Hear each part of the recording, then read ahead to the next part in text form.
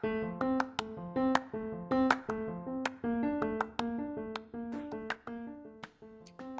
this is Manisha Kadagatur for Tell It Like It Is. I'm in conversation with Abhay Sapru, ex-Special Forces and currently a banker. A world far removed from corporate life, but modern management theories continue to build on lessons from the armed forces.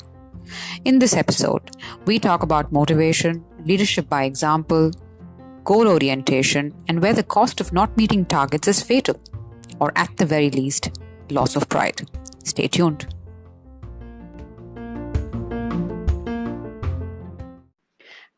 Hi, this is Manisha Kadagatur for Tell It Like It Is. In today's episode, I chat with Abhay Sapru, a longtime friend and a colleague. Abhay served in the Indian Army Special Forces for a decade. He then made the switch to a corporate career, starting with a global real estate brokerage firm to set up their India operations, and went on to head real estate, infra in parlance, and administration teams for a number of multinational banks. He's currently with Yes Bank, having set up approximately 900 branches and major offices. Abhay is a decorated Sena. He's decorated with the Sena Medal for gallantry for operations in Sri Lanka and is a recipient of the Army Chief's Commendation Card. He's also a published author of 3 novels and short stories, an ultra marathoner, gardener, and provides backing vocals to singers struggling to hit the high notes. Welcome, Abhay. Thank you very much, Manisha. That introduction didn't sound too bad. Very generous with your introduction. No, I definitely have support from you on the backing vocals. So yeah, I know what it's like.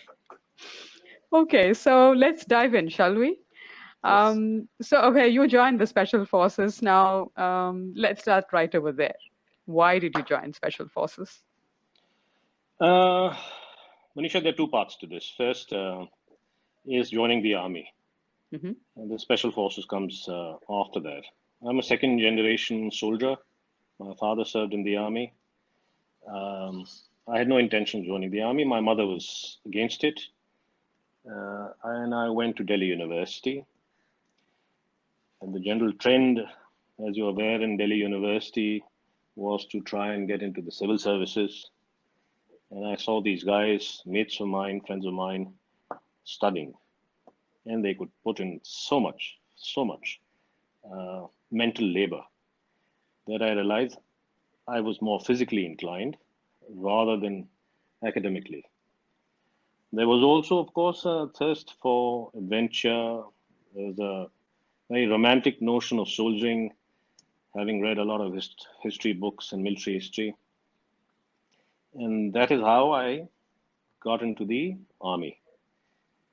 And when I was in the Indian Military Academy, at that stage, the intention was to maybe join my father's battalion or a normal infantry unit. We had a weapons instructor, a chap called Joginder Singh. He had come straight from Sri Lanka. The Sri Lanka crisis was still running, and I was rather impressed with this man. He was a tall, slim, good-looking Himachali, very calm, unperturbed, unlike the other instructors who would always scream and shout and rant and physically punish you. This man would just smile. He'd have a twinkle in his eyes, and he was constantly challenging you to put in your best in his own silent way. And in the breaks, I would chat him up about life in the special forces and what they were going through in Sri Lanka. And at that stage, I think I started veering towards volunteering for the special forces. Uh, Unfortunately, Joginder survived Sri Lanka but was killed in action in the northeast. Uh, and when I joined the unit, if I may touch upon, I got through my probation and I joined the unit. I realized that my fellow officers and men were a motley mix of adventurers, romantics, misfits, eccentrics, etc., but with a common desire to be different and to be the best. That's how I landed up in the special forces. Wow. Now, your world from the Special Forces and your background is so different from mine and a whole lot of listeners as well.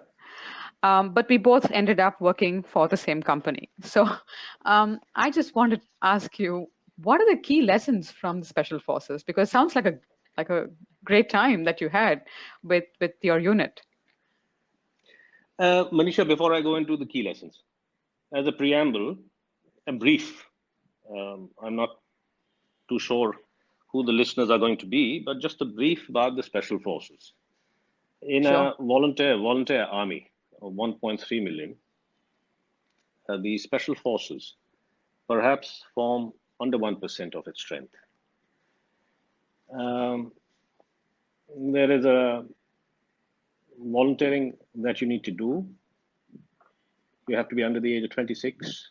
You can volunteer from any armed service of the army, and then they put you through 3 months of hell. And rejection rates can be as high as 85%. They are absolutely sure that they will take quality and not quantity. Even, and that goes for most of the time, they are running short of officers. Um, so that's the brief about the special forces. And there's so much talk about special forces now, especially after the trans-border operation and the film coming out, Uri, and etc. People keep wondering what's so special about the special forces. Anyway, so now, in a nutshell, the key lessons that I learned, and I won't go get into the specifics, some may be touched upon as we talk. Um, I think discipline, uh, a very task-oriented approach, mobility, both mental and physical, adaptability, attitude, because you were dealing with men who had a rural background, simplicity and brevity, and some of these points are common to the army, not specifically to the special forces. So simplicity and brevity, consistency, and finally pride and commitment in no order of priority. Those are some of the key things that I picked up with my experience in the special forces and the army. So what I'm hearing is that it's an elite group. It was tough to get into.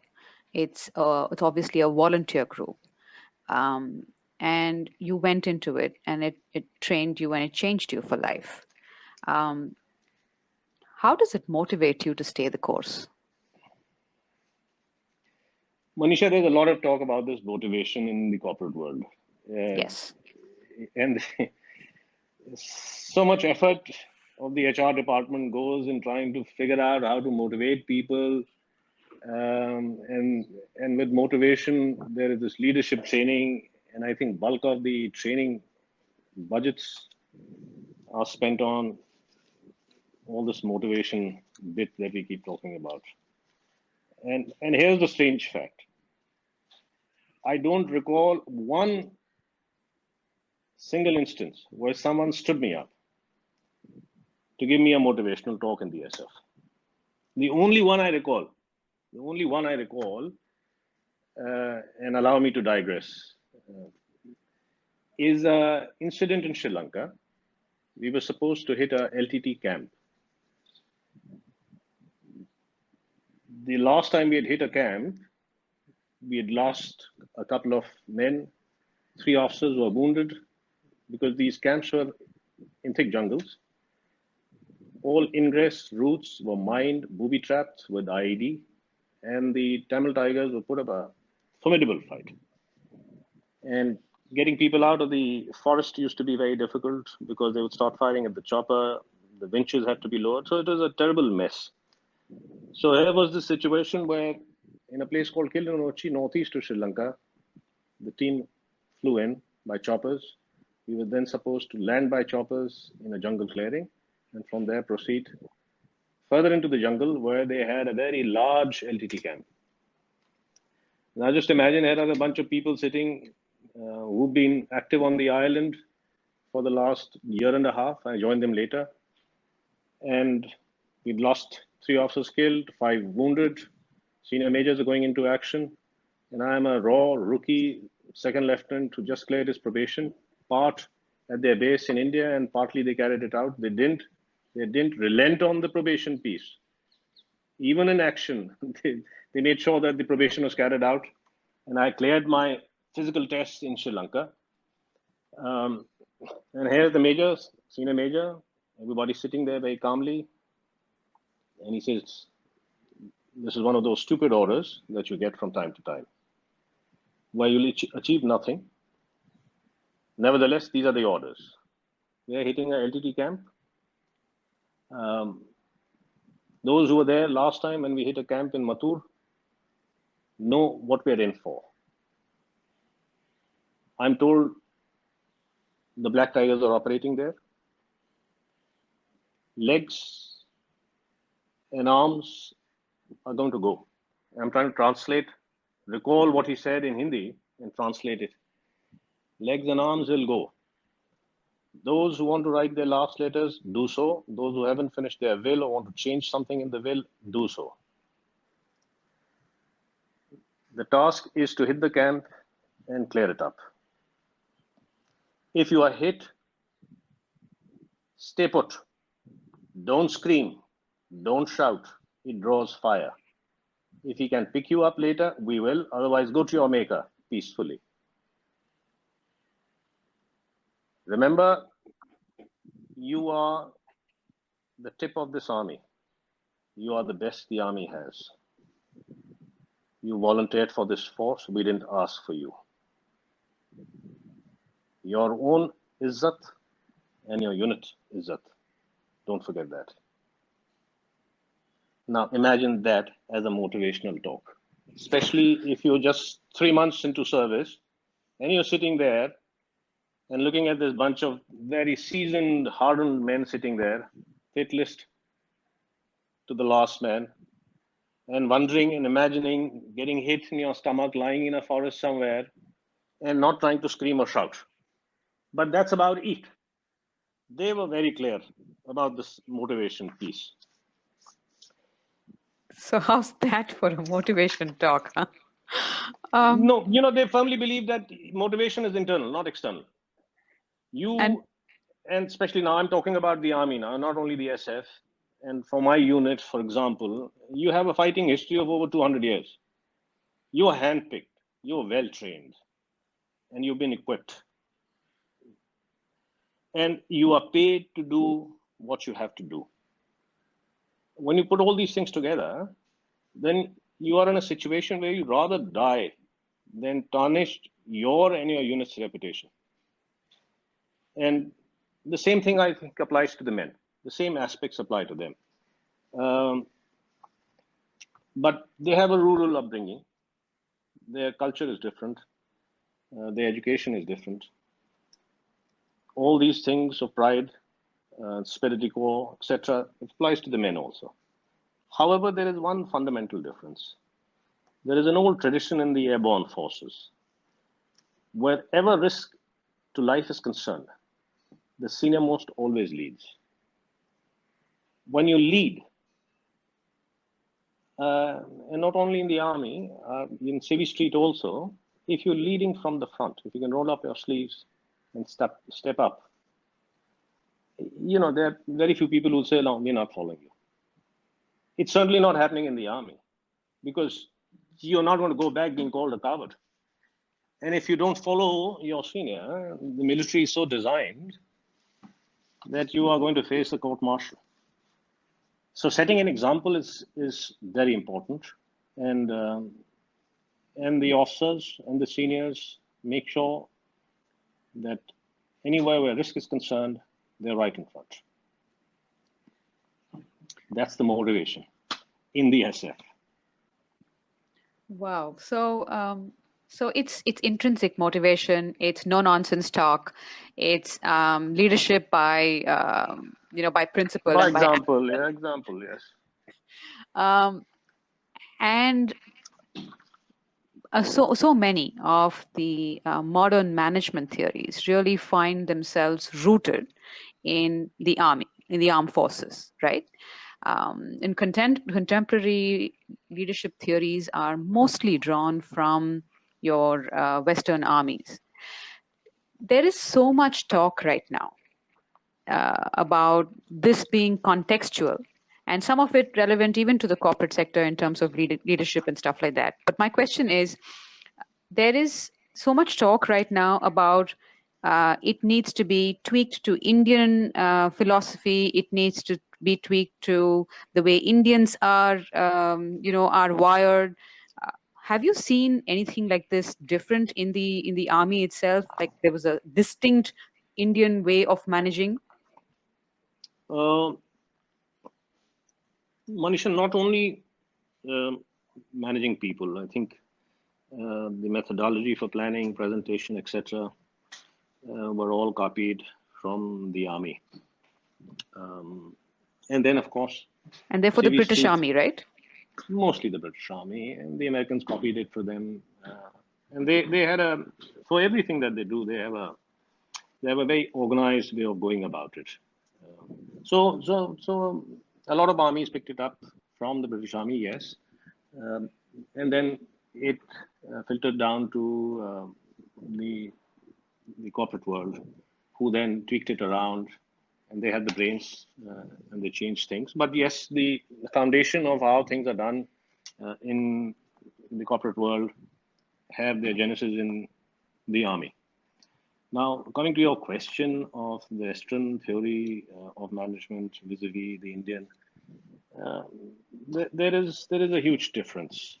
There is a huge difference, and when I talk, I will basically talk about our counterparts, which is the special forces. Let's say in the British Army, which is the Special Air Service, or the Green Berets in America, Delta Force, etc. And the basic difference, I think,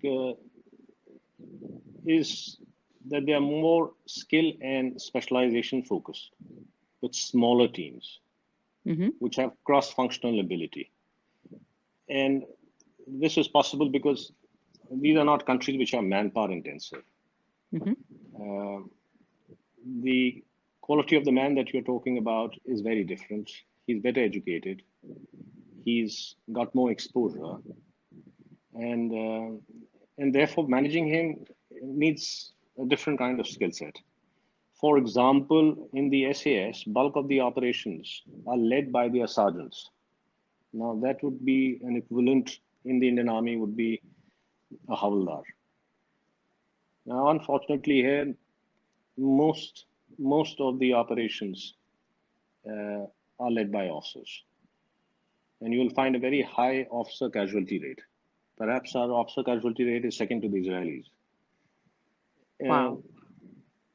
and this is where the difference lies. And when you bring it down to the SF, it is about having a smaller bunch of people, better trained, better quality manpower, better equipped. Because quality invariably suffers in numbers. And that's the basic difference in how the army has manpower management. And then we have a rural background. There are cultural differences. So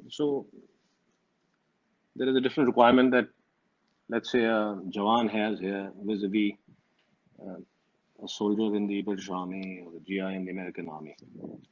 Their requirements are different. But the base foundation of leadership remains the same. You still, as a leader, have to lead. Because don't forget, you are in the business of trading in lives. And Right. that is the most important difference. If you're asking someone to lay down his life, then you better be there right in front to prove that you could do it yourself. Right. And that's kind of similar to how corporates are structured as well, right?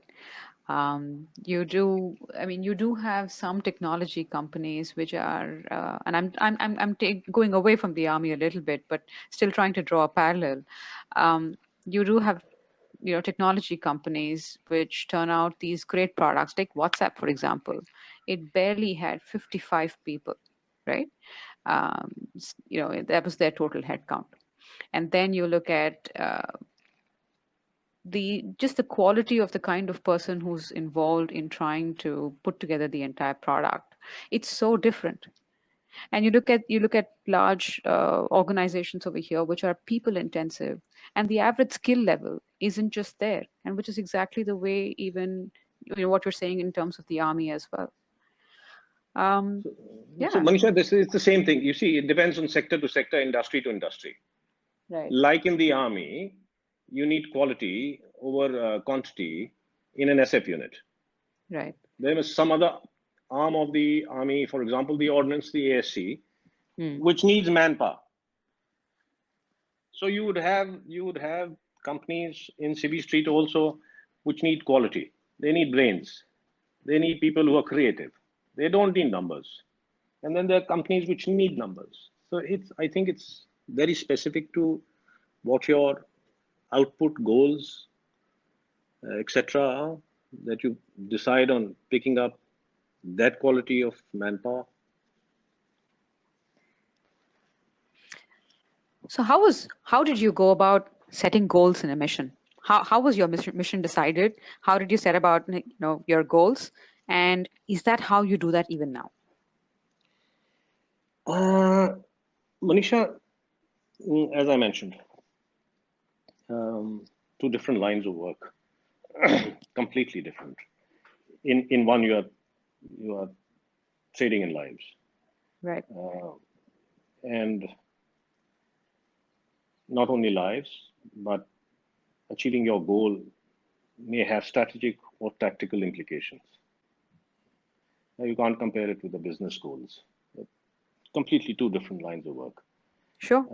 Having said that, the Army and the SF in particular laid tremendous emphasis on achieving goals and tasks. Um, I recall a saying which was mentioned often, and I heard it as a young lieutenant, uh, and it was told to me by the senior JSU, and I heard it a couple of times later. It was said of course, in Haryanvi, but translated, it went, and I still recall that man under that banyan tree telling me after I had failed to get something done. He says, "In here, Saab, when a task is to be completed, have no hesitation in calling a donkey your father." What? In here means in this unit, in an SF unit. This was Uh-huh. a JSP, junior commissioned officer, Jawan, senior most Jawan. He's telling me, he's telling me, in here, when a task is to be completed, have no hesitation in calling a donkey your father. In Hindi, of course, he mentioned it to me in Hindi. He said, "Gadhe ko baap bolne mein hichkichana mat saab. Once your task is complete, if you so desire, you may mount the donkey," which was his way of saying a beautiful example, eh? It Great expression. is. Because I shared it I share it now with my teams, and I don't know how much they understand, but it, it stayed with me for the rest of my life. That if you are given a piece of job and you've accepted it, Right. good or bad, then to accomplish it, there are no impediments. And the worst for a rural man is to call your father a donkey. Is don't hesitate. There is no pride, there is no ego, there are no impediments. You will go down to any level to get that damn thing done. And I heard it was a fantastic expression. Um, so they their task. The problem with the SF and the army, especially with the SF, was that you didn't have the luxury of time, unlike the corporate world. Right. SF missions, and especially in insurgency areas, are immediate. You get information about militants in a particular village, etc., wherever, and you launch immediately. Uh, and That's why, if I may digress a little, they were always training. In an SF unit, they played no games. They either trained or they were in operations. And they were training for all sorts of situations. You could be lifted, airlifted, and sent off to, let's say, the jungles of Nagaland. The terrain is different. The militancy modus operandi is different. Or you could suddenly be airlifted and you could be operating in Kashmir or 15,000 feet. So, fitness, your drills, your firing standards, etc., had to be always at peak level. Uh, so, their goals were different. In CV Street, the goals are different. There, if you messed up, you lost lives, you bought casualties, and failure was viewed very seriously, especially if you bought casualties without achieving your goal. So your entire focus was on task. This is your task or you training for an expected task. In CV Street, you slip up, you have your target, you slip up, you push it to the next quarter, and then you push it to the next quarter. And in the end, if you do not achieve the targets, fine. You will get your bonus and your hike as per the percentage of your achievement. But nowhere are the consequences so drastic that you could either get killed or you could get your men killed or you could get court-martialed. They in the army had very little patience for failure, especially in an operational or combat zone. I have seen people court-martialed, and I could tell you an incident. I remember we were hitting a Naga camp in Burma. This is much before this hyped up cross-border operation in the Northeast happened. We've been crossing for many years, and I'm talking 92. We were crossing then from time to time, and we went in about 8 kilometers inside Nagaland to hit a very large Naga camp. And it was, now I recall, a 40-hour walk in high humidity, carrying very heavy load, and nobody had slept. And all along, after we crossed the border, we were getting intercepts that there is a Naga party which is front trailing us. It was falling back, and there was this constant fear of being ambushed. Anyway, so we finished that operation, we came back, and we were heading back to base when we were intercepted midway in a place called Shashank. There was a brigade there. And this is at about 11 o'clock at night. Nobody had slept in 40 hours. We'd been out in the jungle, in the wilderness. There'd been a contact, etc. And at 10:30, 11, we were hauled into the briefing room. And we were there along with a sister battalion team. That was also a special force team. And there were two team commanders, and then there were the junior officers from either side. And this brigade commander, a Brigadier Saab, and his deputy, a Colonel Saab, they had their map on the wall. And that afternoon, they had lost 8 men killed. One of the infantry units had 8 men killed. And the Brigadier Saab was rightly baying for blood and reprisals. And somebody told him there are two SF teams operating in your unit, in your area of operations. So he pulled strings and he hauled us in. And we were in no state. We told the team commander, we are in no state to go into combat again. The men need rest, so bail us out. Luckily, our team commander presented his facts clearly and said, our orders to be deployed come from Army headquarters, from MO8 or whatever, threw in some names and bailed us out. And he looked at the other major, a straightforward, simple man. He just said simply, sir, I can't go in. He says, are you saying no, sir? He says, yes, I'm saying no. I've been out 40 hours and my men are not in a state to go into combat. And the brigadier blew his top. He went ballistic. He said, are you saying no to going into combat? When a senior officer is asking you to do it, he says, well, I'm saying no. And that it became such a row that his commanding officer had to fly in because the brigadier Saab filed charges for court-martial, refusing to obey orders in a combat area. So what I'm saying is, you can lose your job, you can get court-martial, and there are plenty of other examples of very fine officers trying to stand by their men in such situations to say no. And it takes a lot of moral courage to say no, because you know what the consequences are going to be. But sometimes you're right, because you can have men killed or they are not in a position, and you stand up and you run foul of a senior. And there it is, a court of inquiry and court-martial proceedings, etc. So it weighs very heavily in the army to not meet your goals. In the SF, it becomes even more serious, because you are the last word as far as the army is concerned for any op. If you're not going to do it, who's going to do it? Right.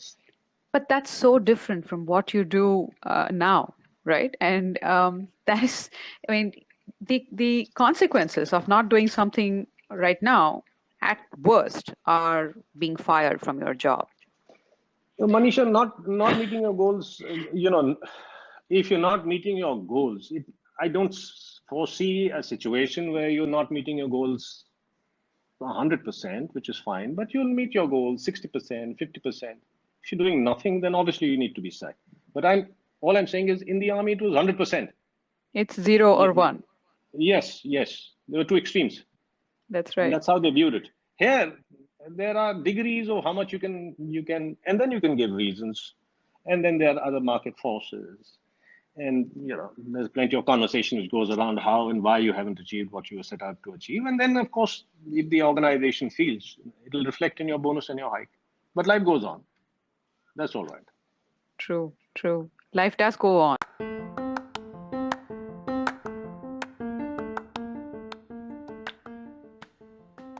All right. So as much as I don't want to, I want to keep talking to you, Abhay.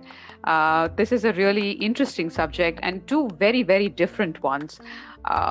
But I'm afraid that's all we have time for today. I am so happy that you agreed to be on this podcast and you shared your experiences with us. So thank you very much. Thank you for your service and thank you for the insights that you've given all of us. Thank you very much, Manisha. Anytime. Yeah.